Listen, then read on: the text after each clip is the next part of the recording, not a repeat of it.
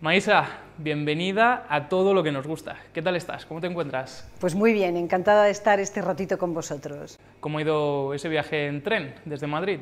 Fantástico, fantástico, porque además el tren de cercanías siempre te da otro ritmo a la vida, distinto al que tenemos habitualmente. Entonces se afloja, acelera, se mete entre montañas, se abre el valle, es como de cuento.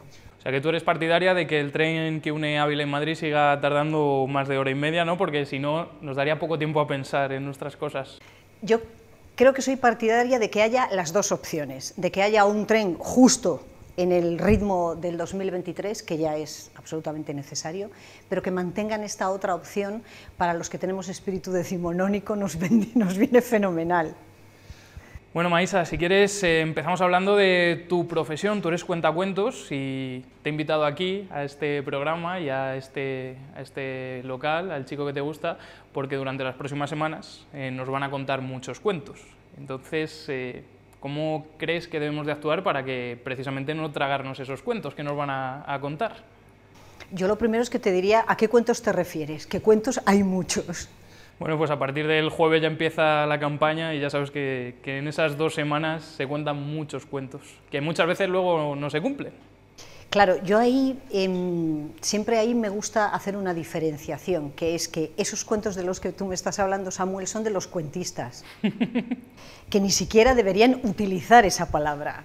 Nosotros los narradores hacemos otro tipo de historias, entonces la verdad es que sí, que vamos a entrar en una etapa, permíteme que diga, de cuentos de dudosa calidad. Bueno, Maísa, pues empezamos por el principio. Tú eres leonesa. Sí. ¿Cómo es tu infancia allí en León?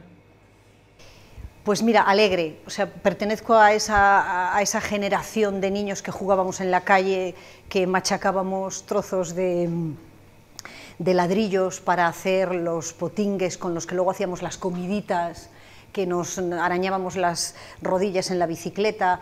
Feliz, tengo una infancia feliz. Mi padre es de un pueblecito de León que se llama Palanquinos, y entonces mi infancia y mis recuerdos primeros son jugando en las calles de ese pueblo. ¿Y cuál es el primer cuento que tú recuerdas? El primer cuento que yo recuerdo de infancia, pues de mi abuela la leonesa, mi abuela Tita, que nunca me contó ningún cuento, siempre me contaba historias de su juventud, de su infancia y de la infancia de mi padre, que era su hijo. Entonces sí tengo recuerdos de relatos, pero más que de cuento, de vivencias de mi abuela Tita, y ya desde muy pequeña.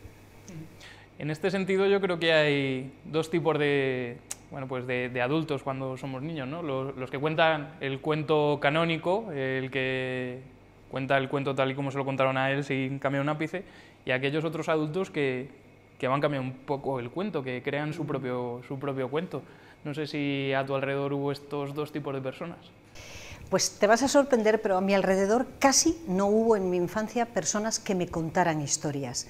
Lo mío es un oficio y es una vocación un poquito más tardía. O sea, yo no tengo esa infancia de me iba a la cama, me contaban un cuento. Tengo fogonazos muy borrosos de cuentos como tal. Sí recuerdo a mi madre vagamente contándome Blancanieves y los 7 enanitos, por ejemplo, pero no tengo una infancia en la que me contaran demasiadas historias. Esto vino después. ¿Y cuándo llegó? Pues mira, desde muy pequeña yo he tenido un enorme amor a la literatura. De hecho, yo soy filóloga de hispánicas y de portugués. Esa es mi formación inicial. Entonces, de pequeña yo siempre dije que quería ser escritora. Lo que pasa es que yo no contaba con que en este mundo existía el oficio que ahora, en el que ahora voy a cumplir casi 30 años, ¿no? Que es el de la narración oral. Y cuando lo descubrí, que yo estaba en la carrera, estaba en filología, estudiando en Salamanca, me fui a Madrid de fin de semana, me fui de fiesta y me llevaron a un sitio. Vi contar a una persona, a una mujer, y cambió mi vida, radical. Volví a Salamanca, corté las oposiciones para profesora de secundaria que estaba preparando, cogí mi maleta y me fui a Madrid. Esto era el año 93 y se acabó. O sea, cambió mi vida y desde entonces hasta hoy este es el oficio que he defendido y que amo. ¿Y qué fue lo que te llamó tanto la atención para cambiar el destino que te habías marcado? Pues mira, eso sí lo recuerdo con claridad. Me impactaron Tres cosas. Primero, la simplicidad de aquella mujer que no tenía nada, no iba vestida, no llevaba atrezzo, no llevaba un vestuario teatral, estaba sobre un pequeño escenario en el Café Libertad, en el barrio de Chueca, sin nada más que ella. Después me impactó la reacción del público. Aquella noche, yo lo recuerdo perfectamente, el café estaba abarrotado, lleno, y la tercera cosa que me impactó fue la herramienta, que utilizara la palabra de aquella forma, descarnada, desnuda. Siempre me ha gustado mucho la palabra. O sea, creo que somos hablantes de un idioma fantástico, que es el nuestro, el español, y del catalán, el euskera. Es decir, que tenemos un montón de idiomas en la península que son una maravilla, incluido el portugués dentro de la península ibérica. Y siempre me ha gustado la palabra como camino, como herramienta, como llave. Y allí me impactaron esas tres cosas: la desnudez de Adorno, en la respuesta del público y la palabra.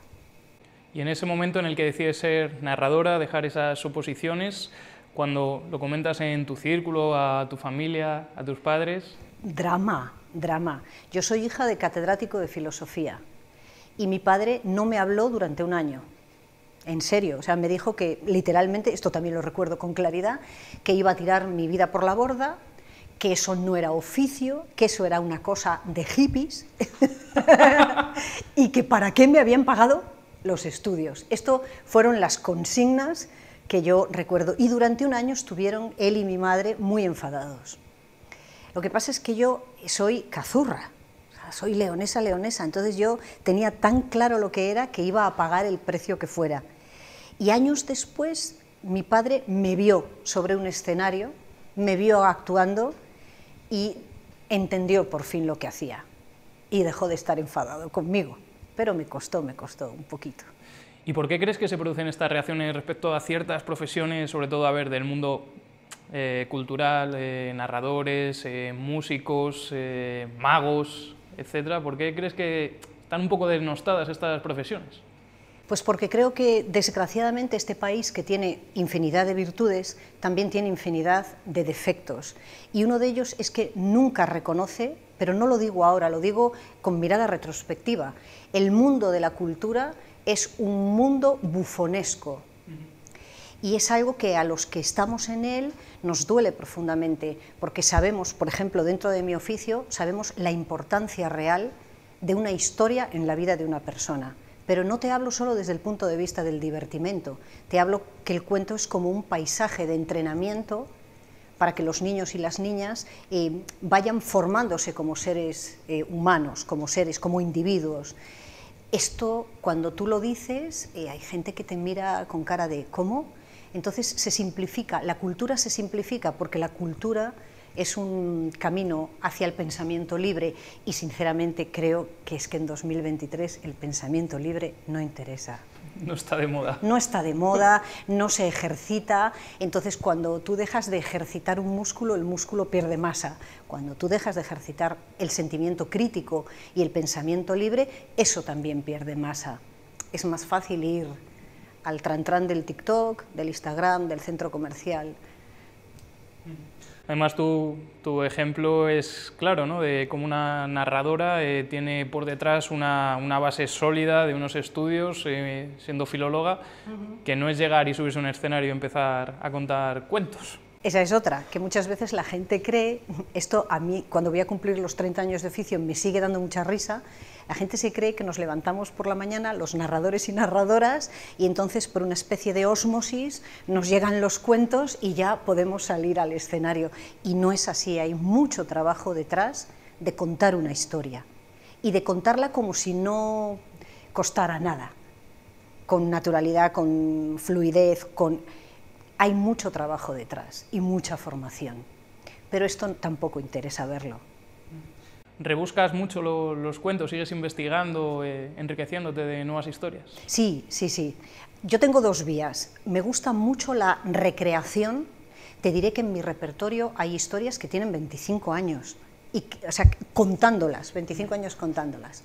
Y como decía un compañero y gran maestro de este oficio, desgraciadamente ya fallecido, Tim Bowley, él decía que el cuento, cuando tú lo comienzas a contar, está en los ojos, después está en la boca, luego está en la garganta, luego baja hacia el corazón, y cuando lo tienes en las tripas es cuando ese cuento está maduro. Y esto yo lo he podido sentir en mi trayectoria. Hay cuentos que empiezas a contar y tienen un nivel de aproximación, pero cuando los has contado 10, 12, 20 años, esos cuentos tienen el peso que puede tener un vino Rioja, madurado ahí en una buena barrica. Y entonces, eso por un lado. Por otro, obviamente, me gusta investigar, contar nuevas historias, tratar de ir con los tiempos, con lo que me interesa de la actualidad. Si te parece, seguimos leyendo un poco el cuento de tu vida. Nacida en León, estudias en Salamanca. ¿Qué te une a Ávila? Pues mira, a Ávila me unen, primero que todo, el delicatessen, porque fue el primer lugar en el que yo conté cuentos al comienzo de mi trayectoria aquí en Ávila, que me fascinó aquel sitio, por su conexión con el pasado, por su estética, por todo. Esto fue hace muchos años, pero después, andando el tiempo, tuvimos la oportunidad, junto con otro compañero, Héctor Urien, de dirigir un festival llamado Ávila de Cuento, que tuvo 9 ediciones, realizándose cada Navidad en esta maravilla de ciudad. Pues precisamente en el Delicatessen tuve la oportunidad de verte la última vez, y fue en una sesión, ya no me acuerdo en qué mes fue, no sé si fue antes de Navidades o después, pero no, fue antes de Navidades. Yo tampoco me acuerdo. Sí. Y claro, era una sesión de cuentos para adultos. Sí.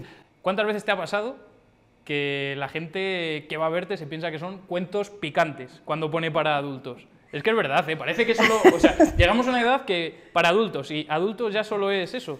Sí, hombre, es divertido en el sentido de que es un reto que el público esté esperando que tú cuentes algo erótico, picante, pornográfico, sexual, y después los cautives cuando te metes en otros terrenos, en la poesía, en el absurdo, en la ironía, en lo popular. Eso siempre, a mí siempre me sorprende y me encanta, pero sí es verdad que un poco equiparamos a eso de para adulto y ya parece que es... pero bueno.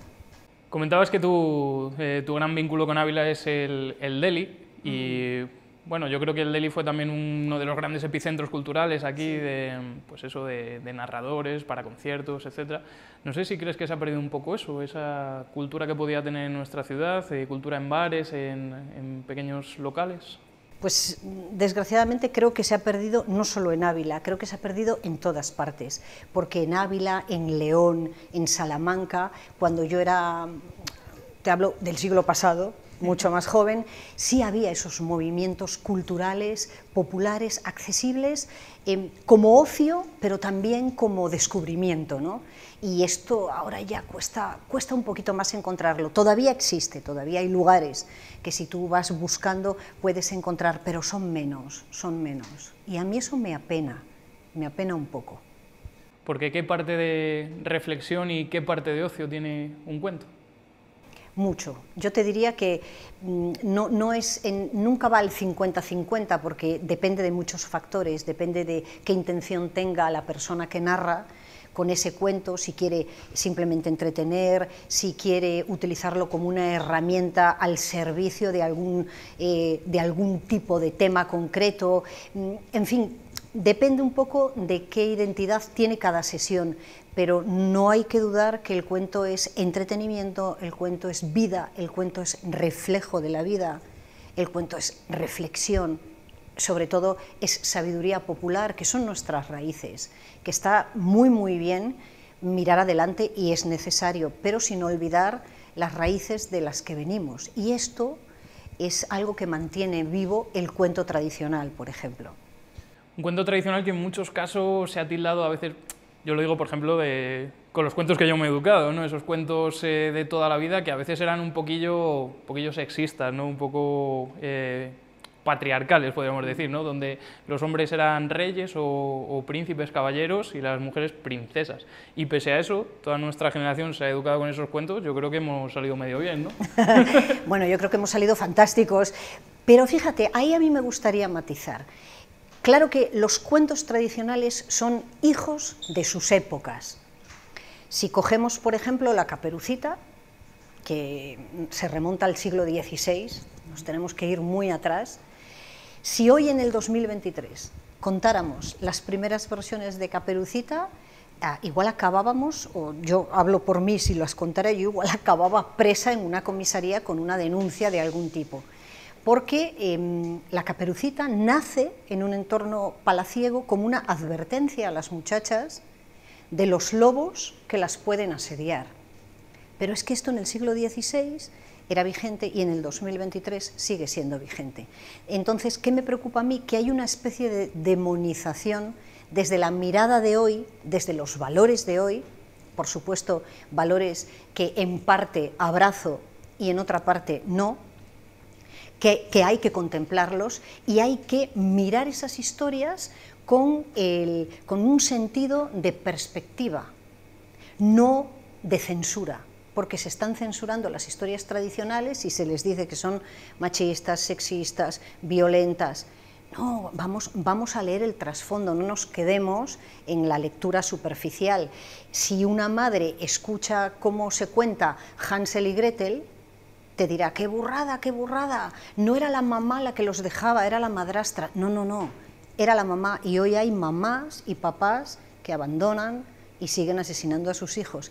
Hansel y Gretel tiene un sentido, Cenicienta tiene un sentido, La Bella y la Bestia, todos los grandes cuentos, y estos cuentos que menciono son antes de Disney, porque luego vino Disney y giró el juego, y cambió el sentido de las cartas de esa baraja, ¿no? Pero estos grandes cuentos tienen una vigencia que hoy sigue actual. Entonces, esa corriente de denostar los cuentos tradicionales porque son esto y esto, mirados desde hoy, habría que pararse un poquito y reflexionarlo con un sentido crítico. Sí, porque esto es un reflejo de la sociedad, todo se revisa, ¿no?, con la mirada actual y al final se hace un análisis poco crítico, poco objetivo de la idea que subyace, ¿no? Eso es, y con censura, que estamos en una época de censura. ¿Comparado a cuando tú empezaste? Mucha más, o sea, mucha más. Yo te voy a confesar, Samuel, que hay veces que si tuviera una máquina del tiempo volvería a los 80, volvería a la libertad de los 80, donde coexistían identidades muy diferentes. No digo que fuera, no la idealizo, ni que todo fuera bueno, pero en cuanto a lo que estamos hablando, de términos de libertad, de aceptación de la diferencia del otro, ahora no existe. Es decir, te mueves, o no existe, existe pero en menor medida, te mueves en grupos afines en todas las redes sociales, o son afines a tu pensamiento o son enemigos. No puedes mantener una dialéctica con una persona que no piense como tú sin llegar a ponerse tan nerviosos que se falta el respeto. ¿Por qué? O sea, ¿por qué no podemos realmente vivir en la diferencia, que es lo enriquecedor? Esto yo a veces lo echo de menos, el poder decir las cosas con claridad y no pensando que tu pensamiento es mejor que el del otro, sino simplemente confrontando. Esto se está perdiendo. Y a mí esto me preocupa un poco, porque me parece que nos lleva a situaciones perversas, donde o piensas como yo o estás en contra de mí. ¿Y en tu trabajo en algún momento has tenido algún problema? ¿Te han tratado de censurar?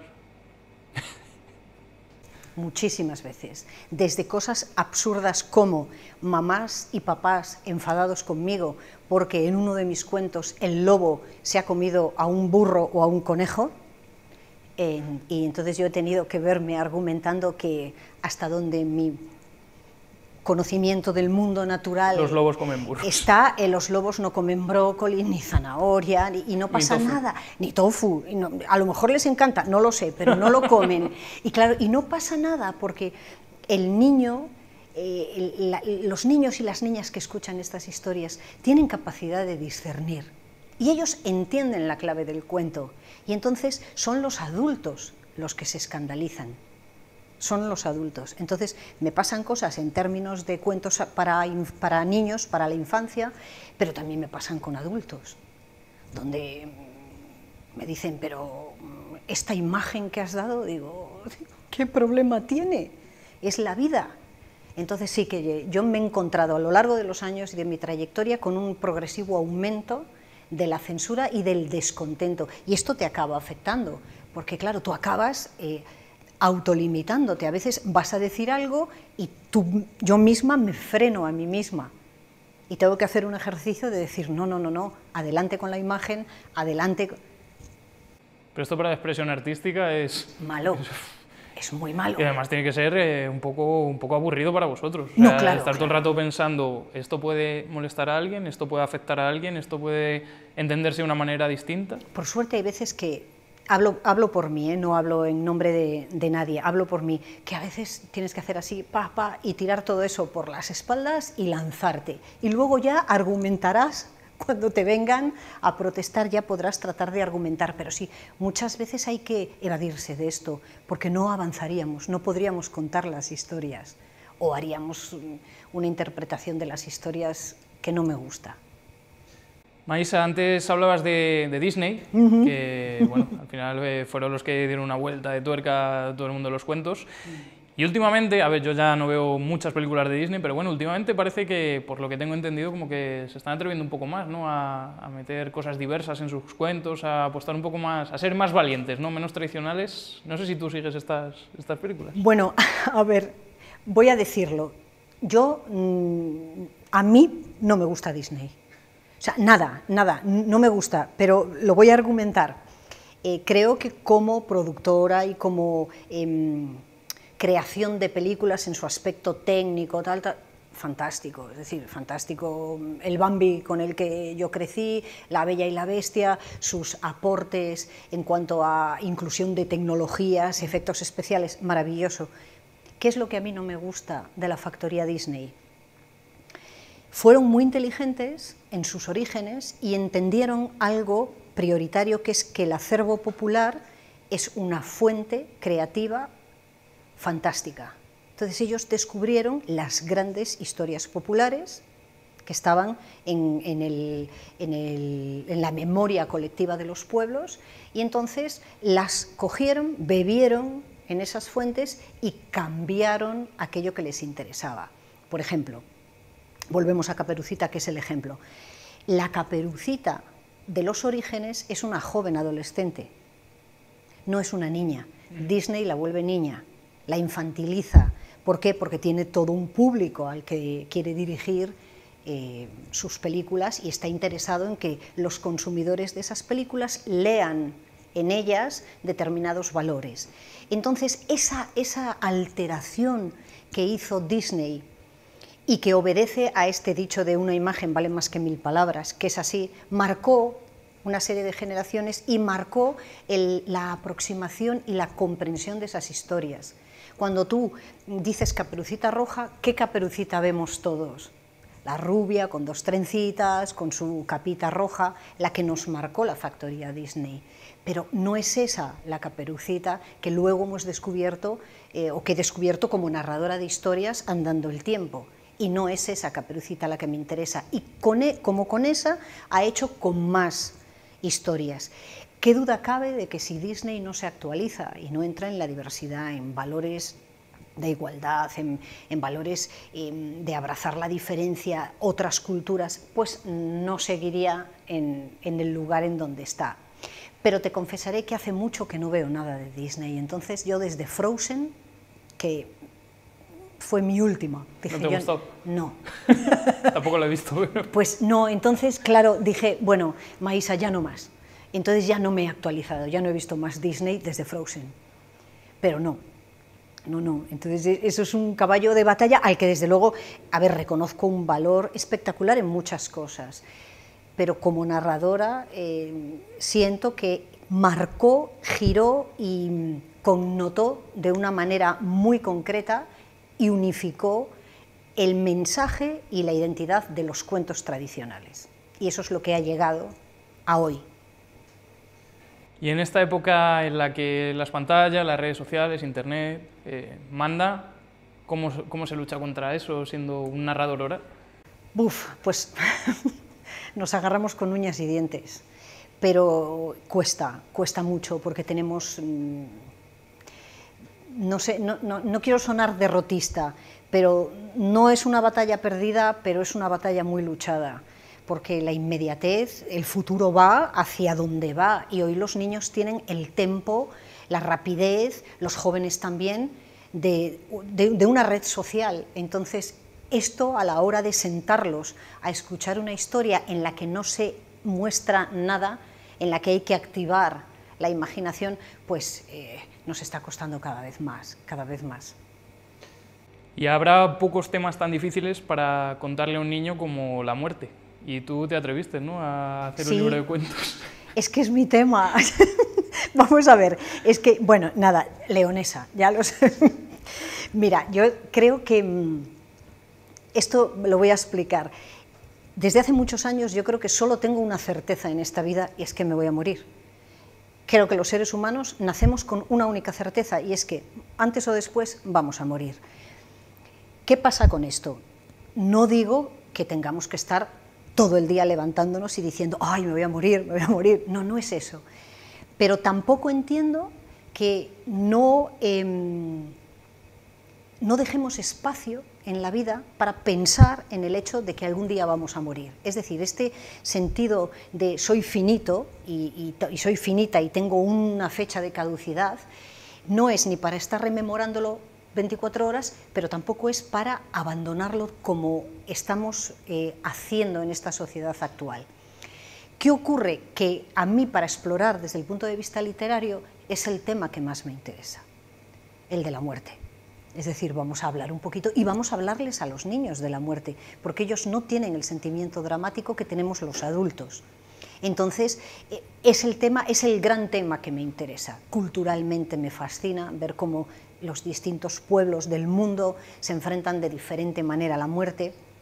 Desde muy joven tengo una curiosidad, que es ciudad que conozco, ciudad a la que voy a descubrir sus cementerios.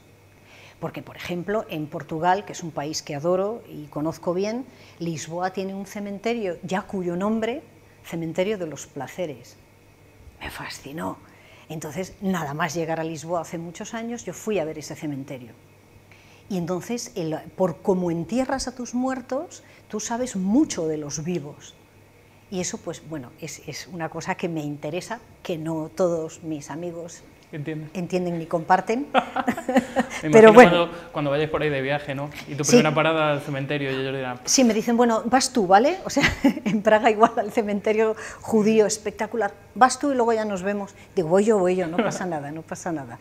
Pero es maravilloso porque, por ejemplo, en el Cementerio de los Placeres de Lisboa, una tarde paseando, es un lugar que yo recomiendo ir sin ningún tipo de nada raro, ¿no? Tiene una vista sobre el río Tajo espectacular, pues las tumbas se organizan en una formación como casitas que se llaman jazigos en portugués, y tienen su puertecita y están adornadas con cosas que evocan de algún modo a lo que tenían los vivos en vida. Y estaba yo una tarde paseando cuando de repente veo que de una puertecita de uno de esos yacigos hay un cartel ondulando con movimiento, como que lo acaban de poner, y yo, que soy curiosa, leo, volto ya, vuelvo ya.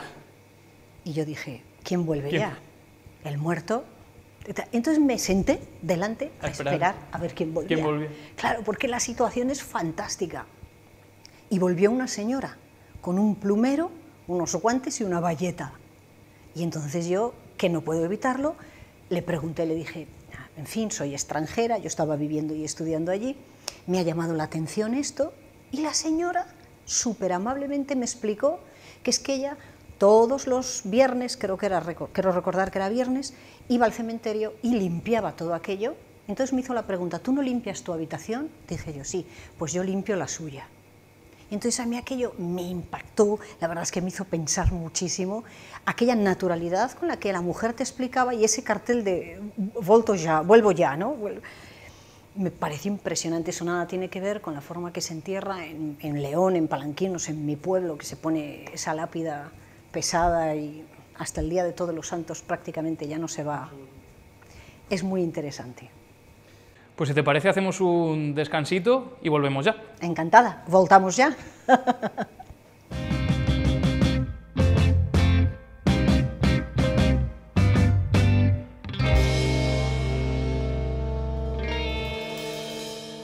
Pues estamos de vuelta. ¿Qué tal ha ido el descanso? Estupendamente. ¿Te lo estás pasando bien? Muy bien. Vale, pues si quieres seguimos hablando de un tema con el que hemos empezado, y es las semanas que nos quedan de, bueno, de esos cuentos que nos van a contar los cuentistas. He visto que, además de ser narradora, también das cursos de expresión, de narración, etc. No sé si en algún momento algún político ha acudido a ti para, bueno, para mejorar un poco su expresión oral. Pues sí que doy cursos de comunicación, y te diré que una vez, tan solo en mi trayectoria, en un pueblecito de La Mancha, de cuyo nombre no soy capaz de acordarme, y esto es real, un político, un alcalde, me dijo: te voy a contratar para que en mis mítines la gente reaccione como en tus cuentos. Y yo le dije: no lo intentes, porque la palabra del cuento no tiene nada que ver con la palabra de la política. Nace de otro lugar y va a otro lugar. Pero solo me pasó una vez, solo una vez. Nunca han intentado, excepto aquel alcalde que... ¿Y qué perfiles acuden a ti para mejorar su comunicación? Pues tengo diferentes perfiles. Por ejemplo, he trabajado mucho con la universidad, con la Complutense, para futuros maestros de infantil y de primaria. Eso es más cercano al propio oficio mío de contar. Pero luego he trabajado con gente del mundo de la empresa, que necesitan dirigirse a un auditorio, que necesitan estructurar un mensaje, que necesitan mejorar esas habilidades en cuanto a la herramienta de voz, a la postura, al cuerpo, a la relación con el auditorio. O sea, son siempre, bueno, perfiles diversos los que acceden a la mejora de las habilidades comunicativas. ¿Y esas habilidades comunicativas crees que se están perdiendo? Porque sí que me da la impresión un poco de que, bueno, sí que es verdad que cada vez la sociedad es más individualista, más encerrados en nosotros mismos, y además con todo esto de las redes sociales precisamente, los mensajes son a través de textos, de vídeos que te grabas a ti mismo en tu casa. No sé si ese hablar así, como estamos hablando, como estamos hablando tú y yo ahora, si se está perdiendo. No lo sé. Es decir, no me puedo pronunciar. Yo lo que sí creo es que se está modificando. O sea, pienso que hacia dónde va, lo que bien acabas de decir, la forma de comunicarse, sobre todo de las generaciones más jóvenes que vienen detrás de la mía, se va a producir una modificación, se está produciendo una modificación, pero no solo una modificación en la forma de comunicarse, sino también en la estructura del pensamiento. Y esto no es lo mismo cómo pensaban en el siglo XIX y cómo esto se reflejaba luego en la literatura. No es lo mismo un párrafo de La Regenta de Clarín que un párrafo de una obra de hoy escrita por un autor o una autora jóvenes. Esto yo también lo encuentro en la oralidad. Estamos en cambio. La oralidad es un cambio constante. Yo confío en que no se vaya a perder, porque esto que estamos haciendo se hará de otras maneras, pero esto sí es necesario para el ser humano. Si no podemos conversar, bien sea a través de pantallas, de TikTok, de Zoom, de tal, en el bar, en la calle, necesitamos hacerlo como individuos y como especie, yo creo. Pero sí estoy convencida, aunque quizás ya no lo vea, que va a haber modificaciones profundas en esta forma de interrelacionarnos y de comunicarnos. ¿Y tú en qué proyecto andas embarcada ahora? Pues bueno, ando en varios, sigo contando de aquí para allá, donde me llaman y me contratan, yo cojo la maleta y allá me voy a contar, en colegios, en centros culturales. Eso es como la constante de mi oficio. Además, estoy trabajando con una editorial portuguesa que se llama Cordel de Plata, Cordel Prata, colaborando no desde el punto de vista de narradora, sino desde el punto de vista de lingüista. Tengo varios cursos que se están preparando para después del verano, y ahora, de forma más inmediata, pues creo que es el año número 12 que hago la Feria del Libro de Madrid con una editorial Kailas, no como narradora, sino en caseta con ellos, que es, o sea, siempre es maravilloso, mayo-junio en la Feria del Libro. Entonces un poquito es en lo que ando. Y estoy escribiendo un nuevo libro. ¿Sobre qué? Sobre la muerte. Es tu tema. Es mi tema.